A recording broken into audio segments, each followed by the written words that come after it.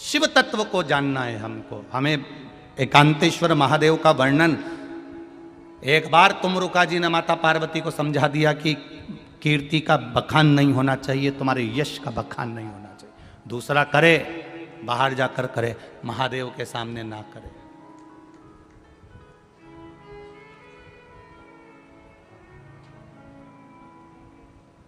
Mount Everest की चोटी सबसे ऊंची चोटी है, बोलो सही है कि गलत है? कैलाश पर्वत तो उससे भी नीचा है, पर किसी इतने माउंट एवरेस्ट पर चढ़ने वाले थे, इतने ऊपर उन्नति की सीढ़ी पर चढ़ने वाले थे, एक आध किसी का नाम छाट कर बता देना कि जो कैलाश पर्वत के ऊपर चढ़ गया, कैलाश पर्वत के ऊपर चढ़ गया, उसका एक का नाम लाके दिखा दो कि ये कैलाश पर्वत के ऊपर चढ़ा था, ये कैलाश पर्वत पर चढ़ गया। माउंट एवरेस्ट पर चढ़ना सरल है, पर कैलाश पर्वत भले उससे नीचे है, पर उस पर चढ़ना सरल नहीं है। क्यों? क्योंकि उसका तत्व मात्र कैलाश को छू लेना, मात्र शिवलिंग का स्पर्श कर लेना, मात्र शंकर पर चढ़े हुए जल को मात्र पी लेना, उस जल में इतना बल आ जाता है कि बड़ी बड़ी रोग और बीमारियां दूर हटती चली जाती है और आप आगे बढ़ते चले जाते हैं। कोई कहे हम भी सुबह से बीपी की दवाई लेते हैं, कोई कहे हम सुबह से शुगर की दवाई लेते हैं, कोई कहता है हम सुबह से थायराइड की दवाई लेते हैं। हमारा निवेदन है एक दवा आप भी चालू कर दो, माता पिता के चरणों को प्रणाम करना और शंकर जी को एक लोटा जल चढ़ाना और उसका आचमन करना प्रारंभ कर दो। वो दवाई लेकर जाते हैं, तुम दुआ लेकर जाइए, आगे बढ़ते चले जाओ।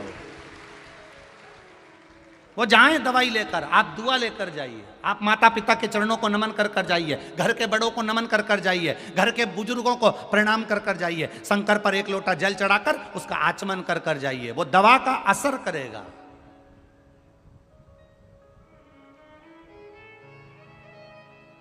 एक शिवलिंग में कितना बल होता है, लोग उसको पत्थर समझते हैं, लोग उसको पाषाण समझते हैं, लोग उसको कंकर समझते हैं। कई लोग हमसे पूछते हैं, हम सारे दुनिया में घूमे गुरुजी और कुबेरेश्वर धाम आते हैं और वहां पर कंकर शंकर की इतनी महत्वता है कि केवल हम बोल कर आते हैं और 3 महीने में काम हो जाता है। आखिर कुबेरेश्वर धाम के कंकर में ऐसा है क्या? जितनी शिव पुराण की कथा पूरे भारत में हो रही है, जहां जहां पंडित लोग बाच रहे हैं, महाराज उन बाच रहे हैं, गुरु उन बाच रहे हैं, सब जगह शंकर जी का रुद्राक्ष का शिवलिंग बनाते हैं और बाद में शिवलिंग के रुद्राक्ष को उतार के सबको बांटते हैं। बोलो तुम्हारे यहां भी बंटता होगा? सारी दुनिया में रुद्राक्ष बंट रहा है। आप सीहोर में पहुंचोगे, स्टेशन पे पहुंचोगे, कुबेरेश्वर धाम भी नहीं जाओगे तो लोग कह देंगे वहां मत जाओ, हमारे पास मिल जाएगा, तुम हमसे ले लो। लोग कहेंगे, पर कुबेरेश्वर धाम का रुद्राक्ष उसी भूमि से मिलता है और बिना शुल्क के, बिना पैसे के, और जब बाबा की मर्जी हो जाती है तब मिल जाता है और वो प्राप्त हो गया और उसने अपना काम करना प्रारंभ कर दिया। हम दूसरी जगह का नहीं कह सकते। उसका कोई शुल्क नहीं, उसका कोई कीमत नहीं, उसकी कोई पैसा नहीं, और उसको हम लोग ऑनलाइन भेजते भी नहीं, किसी के घर पर कभी नहीं भेजा, आज तक नहीं भेजा। और यहां तक कोई तुमसे आकर कह दे कि कई लोग मिलेंगे तुमको ऐसे, वो भी कह देंगे हम सीहोर में रहते हैं, हमारे पास में है वहाँ का रुद्राक्ष, हमारी तो बहुत पहचान और हमारे पास में बहुत सारे रुद्राक्ष रखे हैं, ले लो। सीहोर का कुबेरेश्वर धाम का रुद्राक्ष केवल कुबेरेश्वर धाम की भूमि के सिवाय वहाँ से किसी पहचान वाले को भी नहीं दिया जाता। वहाँ से आपको आना पड़ेगा, आपका परिचित आएगा, आप पहुँचेंगे, मिलेगा। कंकर शंकर की धरा है, उस कंकर शंकर का स्पर्श जब आपके शरीर से होगा और वहां से लाया हुआ रुद्राक्ष पानी में गलाकर जब आपने आचमन करना प्रारंभ किया होगा, बाबा सारे रोगों को हरण अपने आप करना प्रारंभ कर लेगा। आपका विश्वास जुड़ना चाहिए। अब ऐसे तो दुनिया में बहुत कथाएं होंगी और सब जगह रुद्राक्ष बटेगा, सब जगह बटेगा, ले आओ जाओ, ले आओ जाओ, तो सब जगह, सब जगह की कीमत। और सरल भाषा में समझ लो, यहाँ बाहर दुकान लगी होगी, बोलो री जी जी सही है। बाहर दुकान लगी होगी तो ये बेलपत्री मैं इतने बड़े पत्तल में 10-10 रुपए की बिक रही होगी। बिक रही है क्या? कहीं अगर यहाँ नहीं बिक रही होगी तो शंकर जी के मंदिर के बाहर बिक रही होगी। ठीक है, बोलो बोलो सही है कि गलत है? शिव जी के मंदिर के बाहर 10 रुपए की बेलपत्री मिल जाएगी। बेलपत्री जो तुमने 10 रुपए की खरीदी, तुम्हारी शुगर, तुम्हारी बीपी, तुम्हारी थायराइड, जो तुमने बेलपत्री वहां से खरीदी 10 रुपए की, उसको एक जगह बैठ के खा लेना। और वो बेलपत्री जो शंकर के शिवलिंग पर चढ़ी है, उसकी केवल एक बेलपत्री शिव से टच हो गई, उसको उठाकर खा लेना। आपको अंतर मालूम पड़ जाएगा कि उस बेलपत्री में और उस बेलपत्री में कितना अंतर है, कितना अंतर है उसमें और इसमें। चलो वो भी जाने दो। आप में से किसी ने सत्यनारायण भगवान की कथा करवाई क्या? जिन जिन ने कराई जरा हाथ उठाओ तो। सबने कराई है? रख लो रख लो। सत्यनारायण भगवान की कथा में प्रसाद बनता है। काय का बनता है? हैं? आटे का सेक के शक्कर मिला के प्रसाद बनता है। अब तुम एक प्रैक्टिकल करके देखना। एक कटोरी सत्यनारायण भगवान का प्रसाद सत्यनारायण भगवान की कथा में भगवान के सामने रख देना, और एक कटोरी प्रसाद सेक के फ्रिज के ऊपर रख देना। जब सत्यनारायण जी की कथा पूरी हो जाए, पूजा पूरी हो जाए, हवन पूरा हो जाए, आरती पूरी हो जाए, दोनों प्रसाद को उठाकर खाना।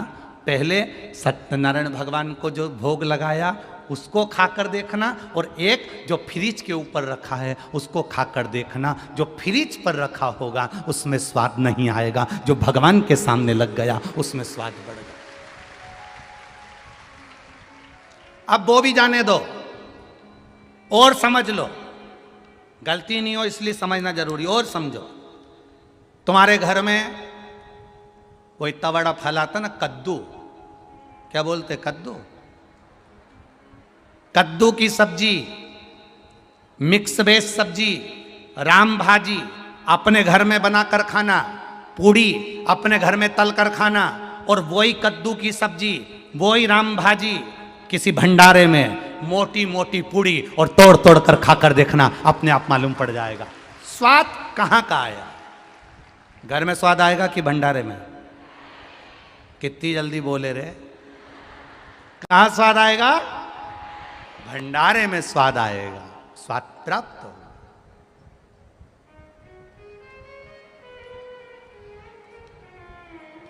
घर में बैठकर कथा सुनना सोफे पर, टीवी के सामने, और पंडाल में बैठकर कथा सुनना, स्वाद मालूम पड़ेगा।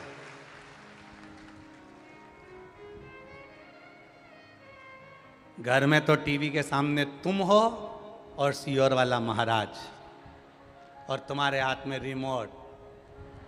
जब चाहो जब महाराज बंद, जब चाहो महाराज चालू। ठीक है? और यहाँ का स्वाद कोई इधर से दबाए, कोई उधर से दबाए, महाराज ही नहीं दिखे। ऊपर से भोलेनाथ जी को जितना पानी चढ़ाया, रात को पूरा बरसा देता।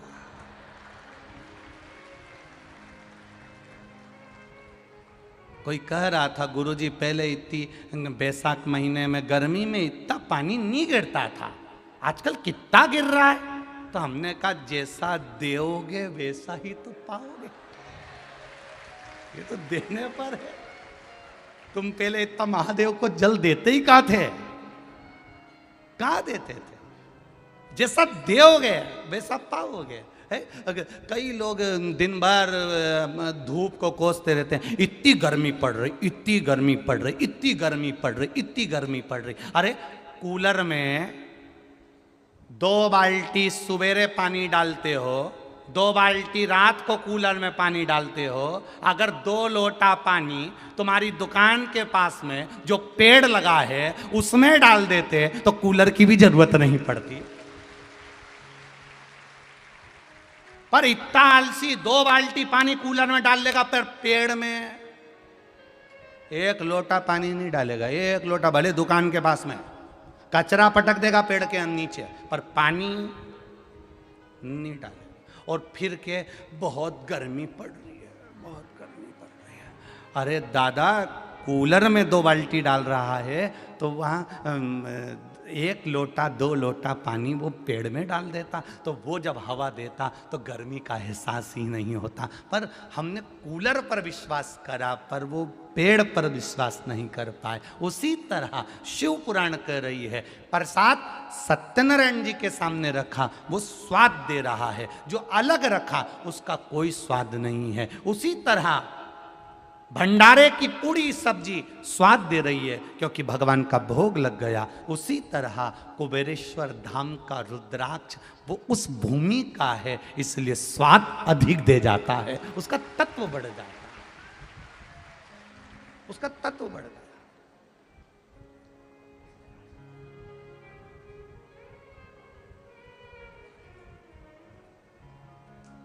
कई लोग हमसे कहते भी हैं, गुरुजी हम तो कितनी बार आए, जब देखो जब मना ही कर देते हैं, अभी नहीं मिल रही।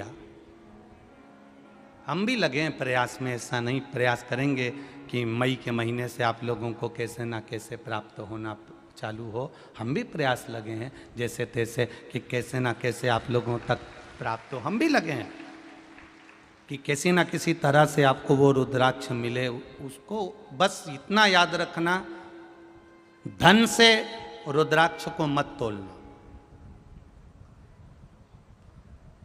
पैसे से रुद्राक्ष को मत तोलना। सीहोर कुबेरेश्वर धाम पर अगर आओ तो वहाँ की कंकर शंकर की धरा पर बैठकर 108 बार श्री शिवाय नमस्तुभ्यम बोलकर अपने दिल की बात बाबा से कहकर भाव से जाओ, दिल से कहकर। और फिर कहेंगे अपने बैग को बंद की बंद रखो, 3 महीने तक मत खोलना, 3 महीने बाद वही बैग उठाकर वापिस कुबेरेश्वर धाम पहुंच जाओगे। वो बुलाता जरूर है, वापिस बुलाएगा, फिर बुलाएगा। उसकी भक्ति अविरल है, उसका विश्वास अविरल है, उसकी दृढ़ता अविरल। एक बार अगर हम समझ लें कि हमने गलती क्या करी है कि भगवान नहीं मिल रहे, हमने गलती क्या करी कि परमात्मा नहीं मिल रहे, क्या गलती करी? कोई दवा लेकर सुबह से निकलता है और कोई दुआ लेकर सुबह से निकलता है। दवा वाला ज़्यादा नहीं टिक पाएगा और दुआ वाला मार्कंडे जैसा जीवन चिरंजीवी बना जाएगा, चिरंजीवी जीवन। मार्कंडे जैसा भजन करता करता चले जाएगा।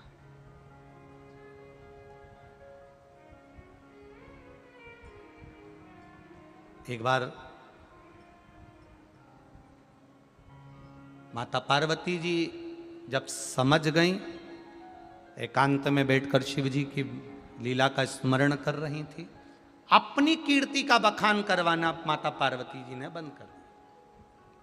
फिर वही बात आ गई, सारे पर्वत चढ़ सकते हो पर कैलाश पर नहीं। क्यों? क्योंकि बाबा को प्रिय नहीं कि कोई कैलाश पर्वत के ऊपर अपना पांव रखे। कैलाश पर्वत पर मेरा महादेव बैठा है, उसकी केवल परिक्रमा कर सकते हो, दर्शन कर सकते हो, पर उसके ऊपर चढ़ नहीं सकते। आप दुनिया से कीर्ति पाओ, आप पूरी दुनिया से कीर्ति पाइए, पूरी दुनिया से कीर्ति पाओ, पर महादेव से नहीं।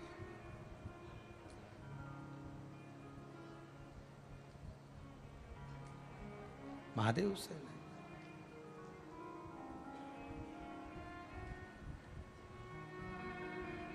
शिव कथा कहती है, महाराज भगवान शंकर का संवाद कहता है, आपके भजन का गुण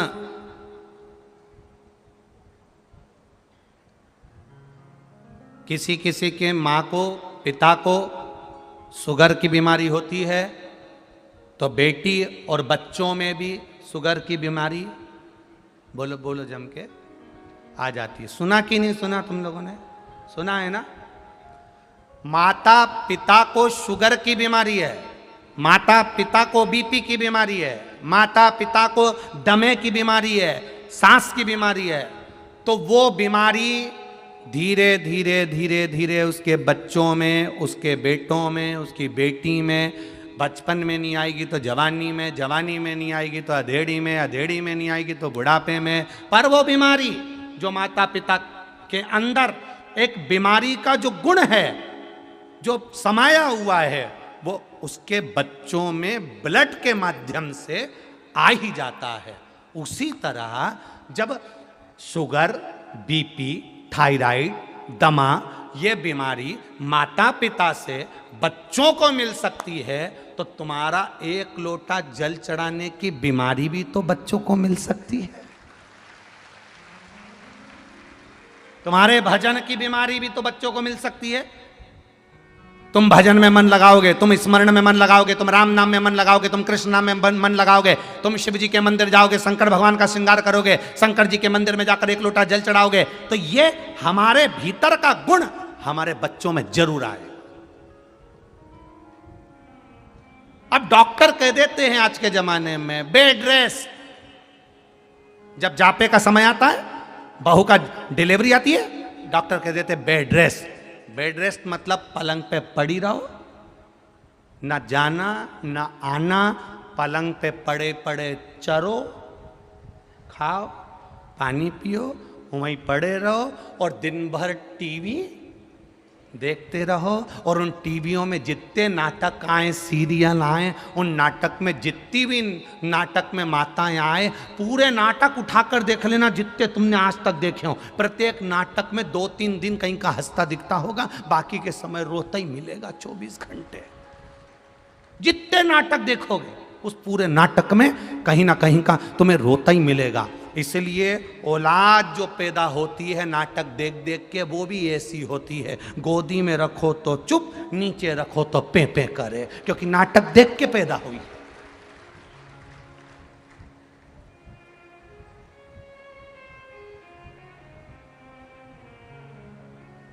इसलिए कई माताएं पूछती हैं, गर्भवती नारी को भगवान शंकर का भजन करना चाहिए क्या? क्यों नहीं करना चाहिए? गर्भवती नारी को शिव जी पे जल चढ़ाना चाहिए क्या? क्यों नहीं चढ़ाना चाहिए? गर्भवती नारी को शिव महापुराण सुनना चाहिए क्या? क्यों नहीं सुनना चाहिए? क्यों नहीं सुनना? गर्भ में रहने वाला बच्चा जब गर्भ में रहता है और हम शिव का भजन करते हैं, तो उस बच्चे को स्वस्थ रखने की जवाबदारी जिस महादेव को तुमने जल चढ़ाया है उस महादेव की हो जाती है। करो भजन शिव का, शिव भक्ति में रहो। जवाबदारी उस महादेव की हो गई, जवाबदारी मेरे महादेव की, मेरे शंभू की, मेरे त्रिकालदर्शी, मेरे कैलाशी, मेरे अविनाशी की हो गई। अब सौंप दिया इस जीवन का सब भार तुम्हारे हाथों में, हे हार तुम्हारे हाथों में, और जीत तुम्हारे हाथों में। संपूर्ण जीवन का सुख दुख हमने परमात्मा को दे दिया, और जब हमने परमात्मा को दे दिया तो परमात्मा ने स्वीकार कर लिया, दे दिया उसको। इसीलिए कहते हैं कि भगवत भजन में अपने जीवन को निकालो। कुछ अच्छा कर कर जाना, बुरा कर कर नहीं। अभी छत्तीसगढ़ में नक्सलियों ने पुलिस के 10 जवान मार दिए। उन 10 जवान में से कुछ जवान ऐसे थे कि वो भी पहले नक्सलियों में थे, पर उन्होंने अपना समर्पण कर कर, सरकार की नौकरी कर कर, नक्सलियों में रहकर मरते तो एक गलत मौत कहलाती, पर पुलिस के जवान की वर्दी पहनकर जो मौत हुई है उसमें शहीद लिखा गया है कि शहीद शान। कुछ अच्छा कर कर जाओ अपनी जिंदगी में, मरना सबको है, मरना सबको है, अच्छा कर कर जाइए।